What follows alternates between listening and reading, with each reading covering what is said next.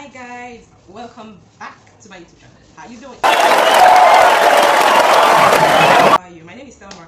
I'm a life insurance agent currently in Nigeria, practicing in Nigeria. And on my channel I share insurance tips, lifestyle tips, every class of tips that occurs to me. I'm very sorry that I haven't been steady. In fact, like I'm tired at this point of apologizing all the time for my inconsistency. But I make you a promise. The last of all promises that after now I'm going to be steady.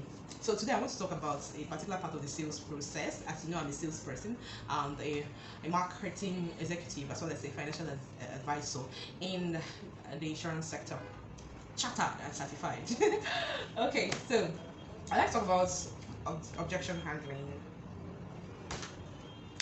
Let's pick two out of the numerous objections that customers give to you. In the sales process, you are trying to make prospects or prospective clients, like people would call them, buy a particular product that you have to sell or a service that you have to offer, like in my case, and they would exchange their money for the value of the service that you are willing to give.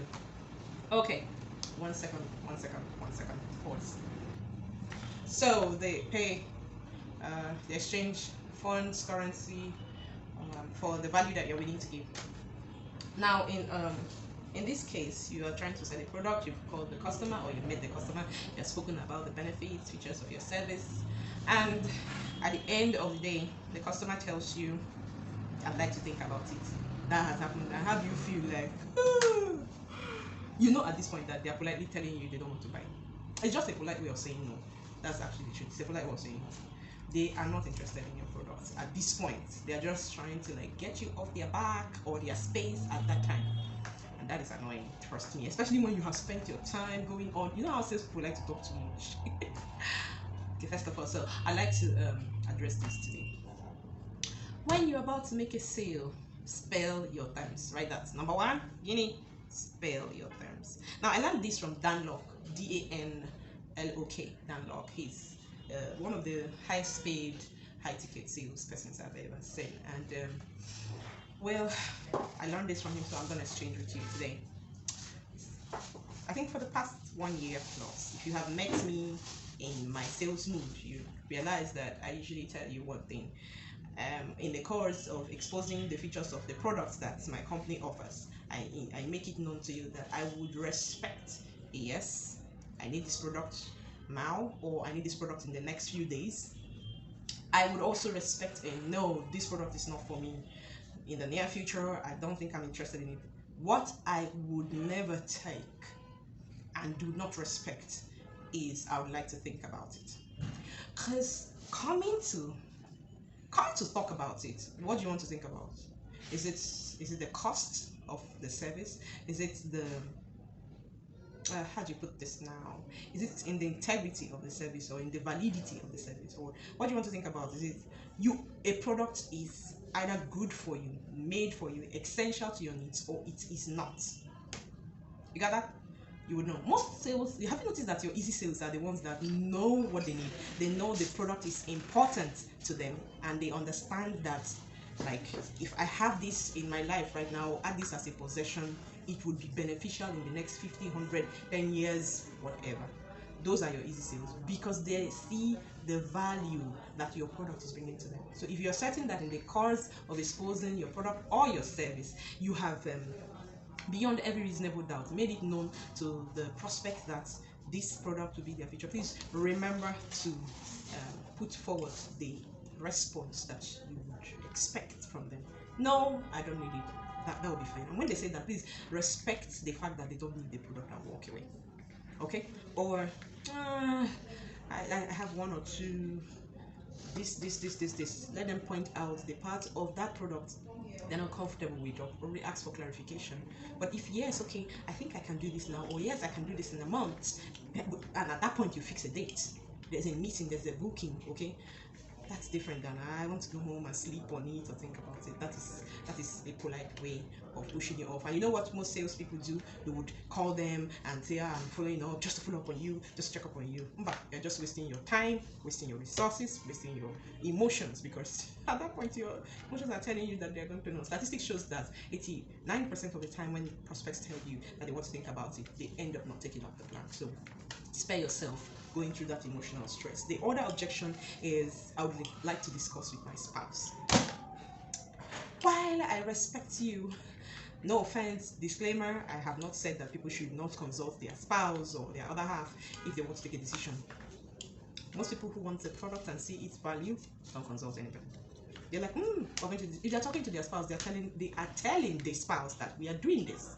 Okay, not going to consult for to reach an agreement on if the product or service is needed for the family or not. So salespeople, please try to also inform them at the beginning of in the course of the sales process. Like, going back to your spouse, that fantastic, means you actually have, but please let me know if this is something you would like to do in a month, in a week, in 2 months, so that I also do not bore you by giving you calls, checking up on you, sending gentle reminders, and all that stress we put ourselves through. I'd like sales people to have a little more respect for yourself, okay? Have a little more respect for the value that you bring with the services and products that you offer to a prospect or a client at the end of the day. But make them know that dragging you is unnecessary, or like our people would call it, giving you hope that they would then take up this product or policy or service, whereas they know, like, because 89% of the time they know they do not need that particular product. Okay, this saves us a lot of stress. Another angle is when a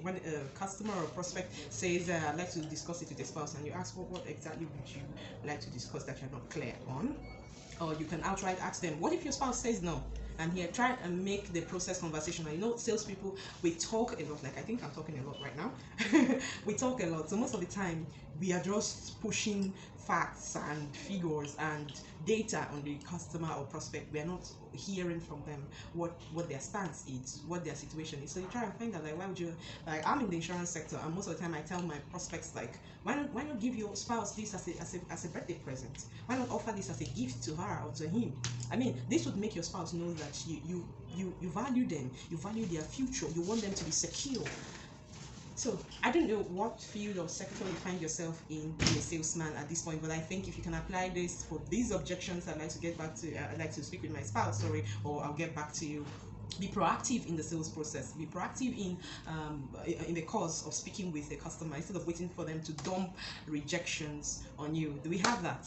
Okay. Now the other thing that people do is, the other objection is they tell you they want you to send them some emails and data so that they can look through and give you feedback. Have you noticed that 99% of the time you never close those businesses, you never close those sales? Like, it's 1 out of 100 before you are able to land them. Now, you have spent the last 5 minutes or 10 minutes or 15 minutes proposing the features and benefits of this product to a client. What does he need an email for? How many people read their mails? How many people go through the brochure that is sent to them, or data that is sent to them on a particular product, read it through and through on WhatsApp? A lot of people don't do that. So this is my advice to you. When people say they want to go, you're like, okay, I think I've gone through the entire product, but can I take it again? Because most of the time, if we're sending these details to you, it means that we have concluded when you're starting, and we're giving you evidence of the features and benefits. But I am employed to educate you, to enlighten you, to teach you these features that you want to read of. Because most of the time, you also, like, put it in a light, like on a lighter note. Like, most of the time, we know that customers don't go through this. But I said, oh no, I would. I said, but I've gone through it. Did you understand what I just explained? Do you have any questions? Have you done something like this before? Is this something you would like to do? Where do you see yourself in the next few years? Doing this, doing that.